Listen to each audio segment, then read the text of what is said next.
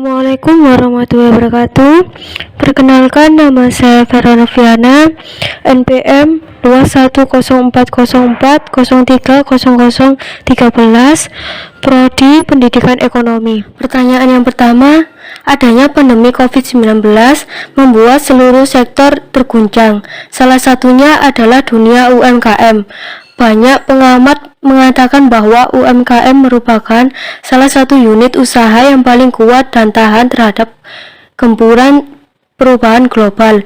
Namun demikian, tidak sedikit para karyawan yang menjadi korban pemutusan hubungan kerja. Dengan fenomena di atas, bagaimana pendapat saudara sebagai entrepreneur muda di masa depan? Jawaban: memang benar, pandemi COVID-19 sangat mengguncang perekonomian, bukan hanya di Indonesia, tetapi juga di seluruh dunia. Yang paling merasakan dampak dari pandemi COVID-19 adalah UMKM. Diperkirakan 30 juta UMKM gulung tikar karena omsetnya menurun drastis. Banyak juga perusahaan UMKM memutuskan hubungan kerja atau PKH terhadap pegawai agar perusahaannya tetap berjalan di tengah pandemi. Namun opsi tersebut menurut saya kurang tepat karena menyebabkan tingkat pengangguran di Indonesia, bahkan kriminalitas akan merajalela. Berikut adalah cara mempertahankan UMKM di tengah pandemi COVID-19. Yang pertama, lakukan inovasi produk berdasarkan kebutuhan masyarakat. Yang kedua, tetap memperhatikan standar kualitas produk. Yang ketiga, memaksimalkan layanan pengiriman hari yang sama. UMKM harus diselamatkan dari dampak pandemi COVID-19. Hal tersebut karena sektor UMKM merupakan tulang punggung perekonomian Indonesia. Contohnya, yang pertama, sarana untuk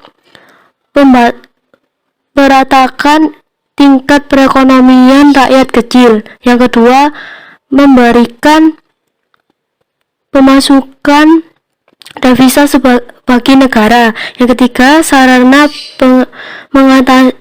pengetasan masyarakat dari jurang kemiskinan. Pertanyaan yang kedua, jelaskan secara singkat bagaimana pendapat saudara mengenai haruskah pelaku UMKM menerapkan ilmu manajemen? Jawabannya sangat harus karena selain dapat membantu dalam menyusun strategi bisnis, manajemen bisnis juga dapat membantu dalam menyusun target kerja, sehingga ketika pelaku bisnis menerapkan atau memiliki manajemen bisnis dengan baik, maka segala proses atau kegiatan yang ada akan terselesaikan dengan tepat waktu dan sesuai target.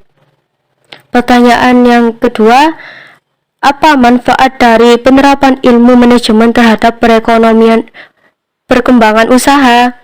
Jawabannya, untuk meningkatkan profit perusahaan. Yang kedua, membangun strategi agar dapat bertahan di tengah banyaknya pesaing. Yang ketiga, untuk meningkatkan penjualan.